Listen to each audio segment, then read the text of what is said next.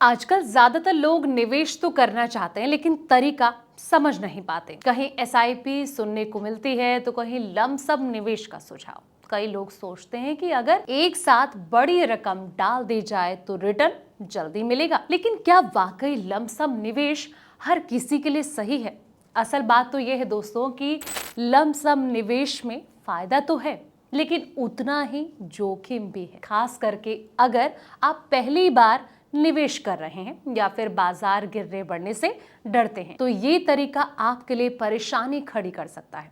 चलिए समझते हैं लमसम निवेश किसके लिए सही है और किसके लिए नहीं। नमस्कार, मैं हूं आपके साथ संध्या बिष्ट और आप देख रहे हैं द इकोनॉमिक टाइम्स हिंदी। हर किसी के लिए सही नहीं है, चलिए इसको समझते हैं कि क्यों। बाजार जोखिम ज्यादा होता है। अगर आप एक बार में पूरी राशि निवेश कर देते हैं और उसके तुरंत बाद बाजार गिर जाए तो नुकसान भी एक बार में बड़ा हो सकता है। उतार चढ़ाव ज्यादा होने पर पोर्टफोलियो पर सीधा असर पड़ता है। अगला जो है वो है रुपी कॉस्ट एवरेजिंग का लाभ नहीं मिलता है। जी हाँ, ये भी आपको ध्यान में रखना है। बता दें कि एसआईपी में आप हर महीने एक तय रकम लगाती है, जिससे कि जब बाजार नीचे होता है तो आपको ज्यादा यूनिट मिल जाती हैं।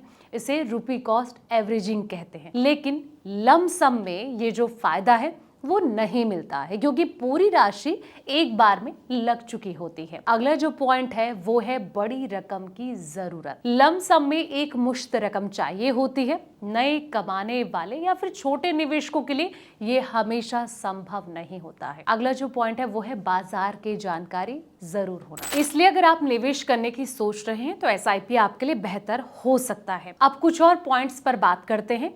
बता दें कि ये किन के लिए सही होता है। सबसे पहला है अनुभवी निवेशक जो बाजार का व्यवहार समझते हैं और गिरावट में खरीदारी करने की हिम्मत रखते हैं, उनके लिए बेस्ट है।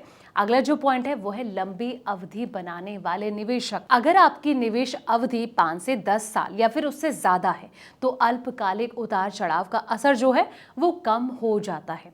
अगला जो पॉइंट है वो है जिनके पास बड़ी रकम है, जैसे कि बोनस हो गया, पीएफ विड्रॉल, ये तमाम चीजें इन लोगों के लिए सही ढंग से निवेश ये कर सकते हैं।